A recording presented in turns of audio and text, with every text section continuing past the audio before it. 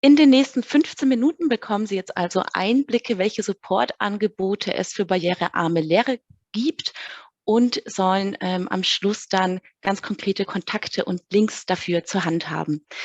Starten wird Heike Kamp und stellt die übergreifenden Angebote der SUUB vor. Dann schließt Christina Broh an. Vom Ballon-Projekt stellt das Projekt vor und Support an der Uni Bremen. Und ich schließe dann ab mit Informationen zur Hochschule Bremen. Hier sehen Sie nochmal den Ablauf, SUUB, Ballon und Hochschule Bremen. Und bevor wir jetzt starten, noch ein paar Worte zur barrierearmen Lehre. Was wird jetzt eigentlich darunter verstanden? Das ist ganz allgemein gesprochen die Gestaltung von Lehre in der Art, dass sie für alle zugänglich ist, unabhängig von Behinderungen, persönlichen Merkmalen oder Umständen. Das betrifft verschiedene Ebenen von Lehre, also die Lernumgebung, die didaktische Planung oder Umsetzung oder eben auch die Gestaltung von Lehrmaterialien. Unser Fokus liegt dabei auf der digitalen Lehre, sei das jetzt im Kontext von Online-Lehre oder von Präsenzveranstaltungen. Eine genauere Einführung hat Christina Broh im Rahmen der letzten Coffee Lectures gegeben, was unter barrierearmer Online-Lehre zu verstehen ist. Ja, die erhalten Sie unter diesem angegebenen Link. Die folgenden Infos sind also demnach relevant für Sie, wenn Sie Lehre insgesamt proaktiv zugänglicher gestalten wollen oder wenn es eben um die konkreten Bedarfe einzelner Studierender geht. Ja, und damit übergebe ich an dich, Heike, mit Einblicken zur SUB. Ja, vielen Dank.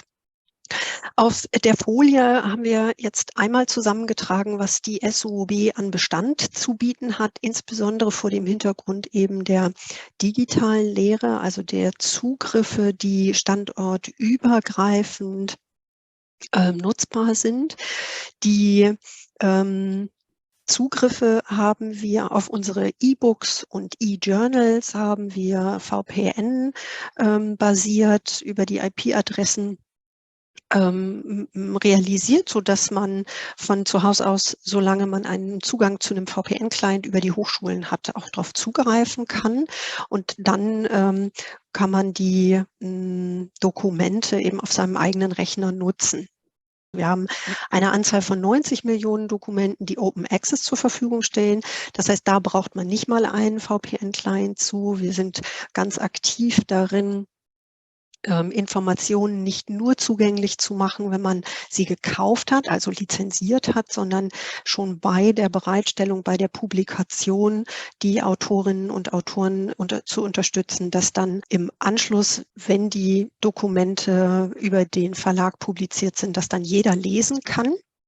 Das ist ein anderes Modell einfach in der Publikation und die nennt sich eben Open Access und da haben wir mittlerweile 90 Millionen in unserem Katalog, ungefähr 90 Millionen.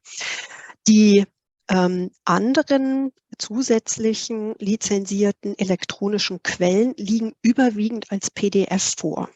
Und PDF heißt dann, dass sie zum großen Teil heruntergeladen werden können. Und das, was ich jetzt eben schon angefangen hatte, nämlich dass die Nutzenden die PDFs auf ihrem eigenen Rechner bearbeiten und nutzen können, macht es eben auch möglich, dass man die eigene Software dann zum Lesen, zum Vorlesen nutzen kann. Das geht nicht mit allen Dokumenten, weil wir als Bibliothek davon abhängig sind, dass die Verlage und die Anbieter, die diese Dokumente bereitstellen, selber eben barrierefreie Dokumente anbieten wollen. Wir versuchen aber bei der Lizenzierung darauf Rücksicht zu nehmen. Und dann ist der Zugriff natürlich standortunabhängig. Was für die gedruckten Dokumente, also die klassischen Bücher und Zeitschriften in unseren Standorten betrifft, haben wir seit 1,5 Jahren ungefähr einen kostenfreien Kopienlieferdienst. Der steht allen Angehörigen der bremischen Hochschulen zur Verfügung. Das Bestellformular ist hier in den Folien verlinkt und wir stellen jetzt gleich nochmal eben als Link in den Chat.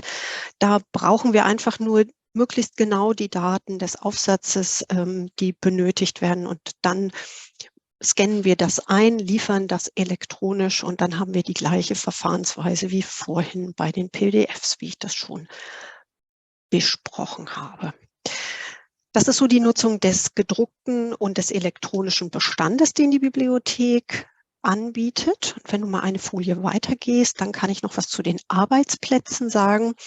Wir versuchen natürlich, dass man all unsere Standorte barrierefrei erreichen kann, dass zumindest der Zugang in die Bibliotheksräume barrierefrei ist. Das gelingt uns noch nicht überall.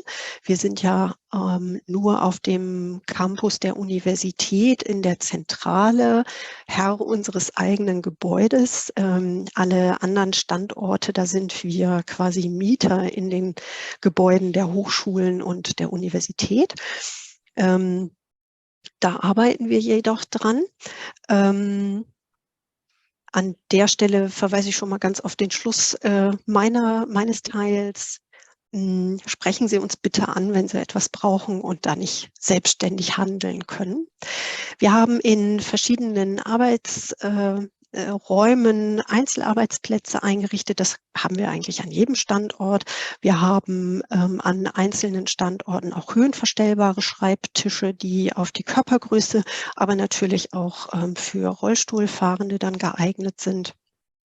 Und das haben wir auch für Computerarbeitsplätze an manchen Standorten bereits umgesetzt.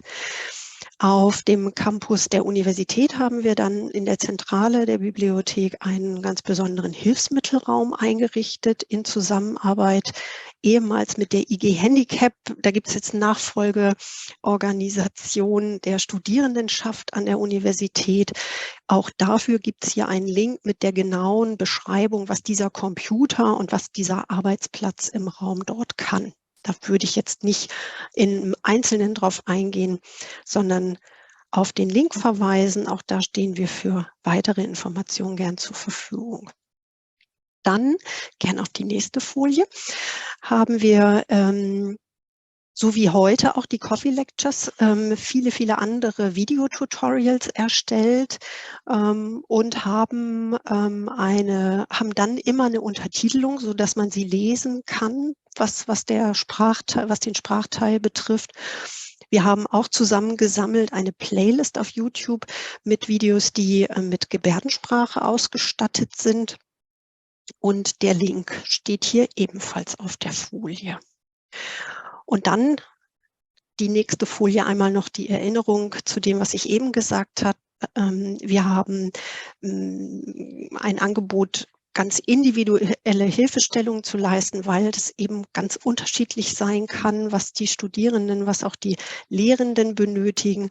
Und dafür sprechen Sie uns bitte an. Nehmen Sie Kontakt mit uns auf. Entweder rufen Sie uns an oder Sie schreiben uns eine E-Mail und wir besprechen dann mit Ihnen ganz individuell, was Sie von uns gebrauchen und setzen das dann so um, wie Sie das können, wie Sie es brauchen. So, und damit wäre mein Teil schon zu Ende. Dann mache ich direkt weiter. Mein Name ist Christina Broh und genau, Ballon haben wir gerade schon gehört, barrierearmes Lernen und Lehren online. Und genau, was machen wir? Wir bieten einen hochschulübergreifenden Support und hochschulübergreifend bedeutet, wir arbeiten, kooperieren mit der Hochschule Bremen und auch mit der Hochschule Bremerhaven zusammen und bieten eben auch die Unterstützungsangebote diesen Hochschulen an. Ich komme da gleich nochmal zu, was bieten wir denn so an? Genau, und wenn Sie jetzt was sehen, wo Sie sagen, ja, das interessiert mich, da muss ich unbedingt direkt darauf antworten, dann melden Sie sich gerne auf die Ballon-E-Mail-Adresse und wenn Sie denken, da muss ich mich noch mal ein bisschen umschauen, kommen Sie gerne auf unsere Website und können sich das noch mal in Ruhe anschauen. Genau. Gehst du eine weiter? Okay, wunderbar.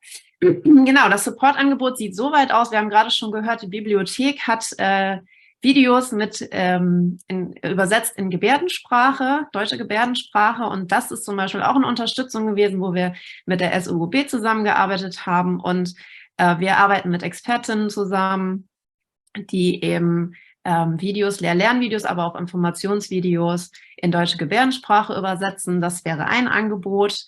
Genau, dann haben wir Checklisten erarbeitet, wo Sie zum Beispiel sagen können, ich möchte bei der Erstellung und bei der Prüfung auch von Materialien mir das mal anschauen und ja, also zur Unterstützung. Sie können sich die jederzeit zu verschiedenen Dokumententypen bei uns auf der Webseite mal runterladen und mal schauen.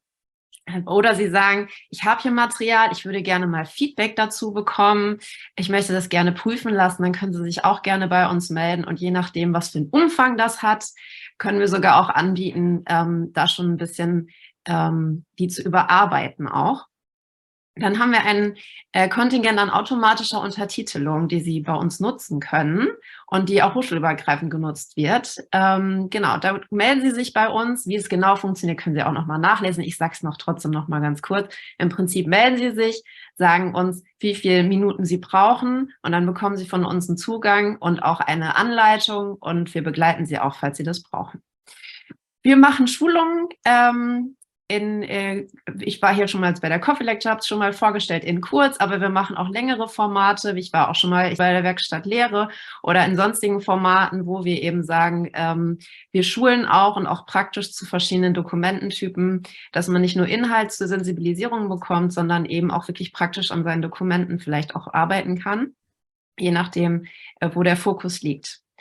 Dann bieten wir natürlich auch an, wenn Sie Fragen haben rund um das Thema Barrierefreiheit an Hochschulen oder digitale Barrierefreiheit, unterstützen wir Sie gerne und melden Sie sich auch bei uns, auch wenn Sie denken, vielleicht passt das nicht ganz zu dem Thema. Wenn wir nicht die Expertinnen dafür sind, dann wissen wir aber vielleicht, wer Ihnen die Frage beantworten kann oder wer Sie da unterstützen kann. Dann haben wir einen Newsletter. Es gab schon mal eine Ausgabe und der soll in Zukunft aber auch hochschulübergreifend mit der Hochschule Bremen und Bremerhaven zusammen gestaltet werden, wo wir zum Beispiel auch informieren, wohin kann man sich wenden, was kann man hier so machen und rund um dieses Thema zu informieren. So, genau. Dann machst du eine weiter. Genau. Dann möchte ich einmal in diesem Kontext nochmal auf die KISS hinweisen. Vielleicht haben das viele schon mal gehört. Kontakt- und Informationsstelle für Studierende mit Behinderung und chronischer Erkrankung. Das ist Frau Ingrid Sonderwahn. Und ich muss sagen, der zweite Link darunter, das ist die Lernen ohne Barriere Broschüre, die es auch gedruckt gibt, aber digital eben auch zur Verfügung steht, wo Sie einen Leitfaden bekommen, für Lehrende. Also ich selber als lehrende Person am Fachbereich 12 war sehr froh, dass es das gibt. Es gibt Tipps auch zu verschiedenen Beeinträchtigungen, Behinderungen, Erkrankungen und auch Tipps dazu, wie Sie damit in der Lehre umgehen können. Und ich muss sagen, ich habe zum Beispiel eine betroffene Studierende gehabt und fand das ganz toll, auf diese Stelle hinweisen zu können, aber auch zu sagen, wenn sie selber sich zum Beispiel noch gar nicht so groß damit beschäftigt hat und vielleicht auch selber gar nicht weiß, was sie für einen Unterstützungsbedarf hätte, dass man eben auch sowas mit anbieten kann. Können Sie sich gerne anschauen und vielleicht auch einfach mal runterladen. Es ist auch sehr interessant, wenn man sich damit noch nicht groß beschäftigt hat, wirklich auch zu sagen, verschiedene Tipps einfach zu bekommen, wie man in der Lehre mit gewissen Dingen umgehen kann oder bestimmte Verhaltensweisen, woran es auch vielleicht manchmal liegen könnte. Ist auf jeden Fall eine spannende Broschüre, kann ich sehr empfehlen. Ja. Genau, dann kann man nochmal auf ZMML hinweisen. Die unterstützen nicht nur bei EmberScript und anderen Dingen, sondern die haben auch auf ihren Seiten Tipps zur barrierearmen digitalen Lehre. Und diese beiden Links können wir auf jeden Fall auch empfehlen, können Sie sich auch gerne nochmal umschauen. Und wir verlinken uns alle immer gegenseitig, also wundern Sie sich nicht, dass Sie da auch Ballon finden und umgekehrt, weil wir auch eng mit den Personen zusammenarbeiten. So, dann sind wir schon durch. Genau. Ja. Falls Sie noch etwas, ich war mir gerade nicht sicher, ob wir noch Kontaktdaten haben, aber die hatten wir am Anfang. Also, wenn Sie sagen, das ist spannend für mich, ich hätte gerne Unterstützung oder ich möchte diese Checklisten mal ausprobieren oder sonstiges, kommen Sie gerne auf unserer Webseite vorbei und melden sich. Und jetzt gebe ich an die Kollegin der Hochschule Bremen ab. Ja, ganz vielen Dank, Christina. Ich schließe jetzt also ab mit Einblicken noch von der Hochschule Bremen zu Angeboten digitale Barrierefreiheit in der Lehre. Da gibt es vor allem das Projekt im Rahmen vom Ad-Inno-Projekt, dem Ansatz zur digitalen Innovation in Studium und Lehre. Wir sind angesiedelt im Zentrum für Lehren und Lernen, und sind da auch unter den Kontaktdaten rund um die Thematik ansprechbar. Ja, ganz zentral ist bei uns vor allem der Aulis-Raum Digitale Lehre für alle, der hier verlinkt ist, leider nur mit HSB-Account. Wenn Sie hier Infos brauchen und keinen Account haben, wenden Sie sich gerne an mich. Hier gibt es die Rubriken, worum geht es, wie kann ich anfangen und wen kann ich ansprechen. Und da finden Sie eben ganz einleitende Informationen, kurz und knapp und rechtliche Hintergründe. Unter wie kann ich anfangen, finden Sie ebenfalls Checklisten und Tipps. Und wen kann ich ansprechen, ist vor allem in diesem Rahmen vielleicht auch interessant. Da finden Sie nämlich eine Übersicht, was Ihnen alles an Beratungsangeboten zur Verfügung steht. Dazu gehören die eben vorgestellten übergreifenden Sachen von Ballon und von der SUUB auch. Die sind damit verlinkt, aber eben auch die HSB-internen Anlaufstellen, wie zum Beispiel eine Beratung, wie gestalte ich meine Prüfungen digital und das auch barrierearm. Die findet im MMCC bei den KollegInnen dort statt. Oder auch, welche Beratungsstellen haben Studierende eigentlich zur Verfügung, auf die ich hin verweisen kann. Ja, zu dem Angebot gehört auch die Organisation von Veranstaltungen. Zum Beispiel war da auch Christina schon bei uns zu Gast im vergangenen Jahr. Im September findet beispielsweise eine Veranstaltung statt zu Blindheit und Sehbehinderung im Studium mit ersten Infos und Tipps für Lehrende. Über diese Veranstaltungen und über weitere Veranstaltungen werden Sie auch über den Mailverteiler des Aulis-Raumes informiert. Wenn Sie da Interesse und Bedarf an bestimmten Veranstaltungen haben, sprechen Sie uns auch gerne an und wir schauen, ob wir da etwas Passendes gemeinsam organisieren können. Ja, ganz abschließend möchte ich noch eine PowerPoint-Vorlage mitgeben und Ihnen ans Herz legen. Die schließt auch ein bisschen an das, was du, Christina, gerade erzählt hast. Nämlich ist das eine Vorlage mit Infos zu Beratungsangeboten an der HSB und Platz für Kontaktdaten und für Infos zur Sprechstunde. Diese Folie können Sie als Einstieg in die Lehrveranstaltungen nutzen und damit bieten Sie eben Studierenden wichtige Infos, die oftmals tatsächlich auch gar nicht so bekannt sind und zeigen Offenheit. Damit helfen Sie eben auch ganz unkompliziert, das Thema Unterstützungsbedarfe mehr in den Hochschulalltag zu bringen. Also da möchte ich, die möchte ich, wie gesagt, gerne sehr ans Herz legen. Die kann man in den ersten Stunden zeigen, ist ein guter Gesprächsanlass, auch über Kommunikation im Seminar und kann man auch in den Aulis-Kursen hinterlegen. Ja, und unter angegebenem Link finden Sie auch die entsprechenden Folien zum Download auf Uni-Seite. Ja, soweit erstmal von unserer Seite. Ganz herzlichen Dank an dieser Stelle für Ihre Aufmerksamkeit